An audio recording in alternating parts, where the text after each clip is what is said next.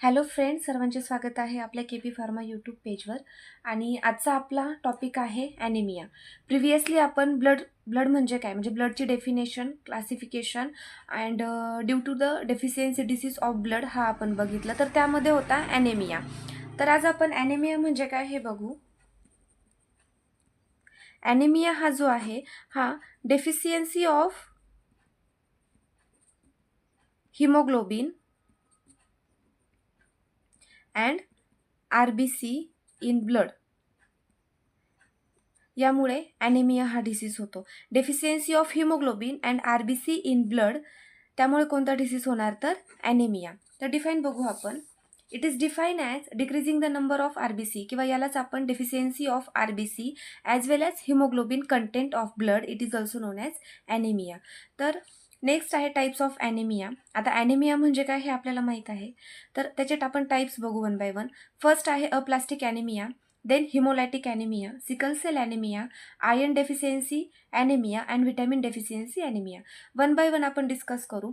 आता हा जो आहे अप्लास्टिक ॲनिमिया, यामध्ये काय होणार, जी बॉडी आहे तर body does not produce enough RBC, does not produce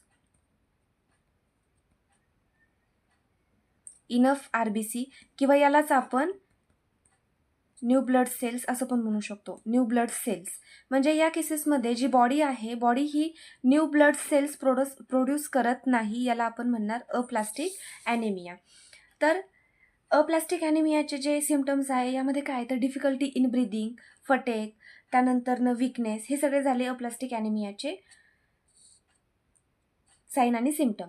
next आहे हिमोलायटिक ॲनिमिया. जो हिमोलायटिक ॲनिमिया आहे हा जेनेटिक हेरिडिटरी सुद्धा असू शकतो, ॲज वेल ॲज ब्लड ट्रान्सफ्युजनच्या वेळेस मिसमॅच ब्लड ग्रुप जर ॲडमिनिस्टर झाला तर त्यावेळेस सुद्धा हिमोलायटिक ॲनिमिया ऑकर होतो. यामध्ये काय होणार, RBC तर बनतात पण त्याचं जे डिस्ट्रक्शन रेट आहे तर तो फास्ट आहे. देन आहे sickle cell anaemia. Same sickle cell anaemia जो आहे तो हिमोलायटिक ॲनिमियासारखाच हेरिडिटरी असू शकतो किंवा जेनेटिक असू शकतो. या केसेसमध्ये काय होणार, हा ट्रीट करण्यासाठी ब्लड ट्रान्सफ्युजन केलं जातं किंवा मेडिकेशनसुद्धा प्रोव्हाइड करतात आणि ब्लड ट्रान्सफ्युजनसुद्धा करतात. तर सिकल सेल ॲनिमियामध्ये काय होणार, तर जे ब्लड फ्लो आहे तर त्यामध्ये जर ब्लॉकेज असेल तर त्या केसेसमध्ये सिकल सेल ॲनिमिया ऑकर होतो, ॲज वेल ॲज जे RBCच्या ज्या सेल्स आहेत तर त्या स्टिकी किंवा रिजिड्स असतात. ठीक आहे. देन आहे आयर्न डेफिशियन्सी ॲनिमिया. आता प्रिव्हियसली आपण हिमॅटेनिक एजंट्स बघितले, तर हिमॅटेनिक एजंट्समध्ये काय होतं, आयर्नची सप्लिमेंट्स प्रोव्हाइड केली जात होती ब्लडमध्ये जर आयर्न डेफिशियन्सी असेल तर हिमॅटेनिक एजंट्स किंवा हिमॅटेनिक मेडिसिन्स प्रोव्हाइड केले जात होते. आणि आयर्नचा रोल काय आहे, तर productions of haemoglobin and productions of RBC. मग जर आता इथे याचीच डेफिशियन्सी झाली, आयर्नची जर डेफिशियन्सी झाली तर आयर्न डेफिशियन्सी ॲनिमिया ऑकर होतो. तर यामध्ये काय, तर poor absorption of iron it can be occurs. ब्लडमध्ये जर आयर्नचं पुअर ॲब्सॉर्प्शन झालं तर त्या केसेसमध्ये आयर्न डेफिशियन्सी ॲनिमिया होतो. लास्ट वन आहे व्हिटॅमिन डेफिशियन्सी ॲनिमिया. आपण ब्लड आणि त्याचे केमिकल नेम वगैरे बघितले होते किंवा त्याचे डेफिशियन्सी डिसीज पण बघितले होते. तर यामध्ये दोन व्हिटॅमिन्स रिस्पॉन्सिबल आहेत, व्हिटॅमिन B12 आणि व्हिटॅमिन B9.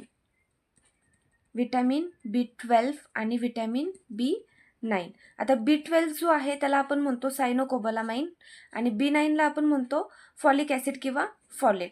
आता याची जर डेफिशियन्सी झाली ब्लडमध्ये तर त्या केसेसमध्ये व्हिटॅमिन डेफिशियन्सी ॲनिमिया ऑकर होतो. व्हिटॅमिन B12 मुळे पर्नेसियस ॲनिमिया आणि B9 मुळे मेगॅलोब्लास्टिक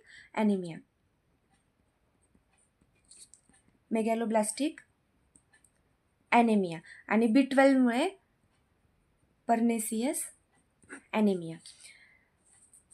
हा झाला आपला आजचा टॉपिक ॲनिमिया. ॲनिमिया म्हणजे काय, तर deficiency of haemoglobin and RBC in a blood. It is also known as anaemia. त्याचे आपण टाईप्स बघितले, aplastic anaemia, haemolytic anaemia, sickle cell anaemia, iron deficiency anaemia आणि व्हिटॅमिन डेफिशियन्सी ॲनिमिया. 1 बाय 1 आपण सगळे discuss पण केलेले आहेत. जर यामध्ये कोणाला काही डाऊट असेल तर तुम्ही कमेंट्समध्ये सांगू शकता.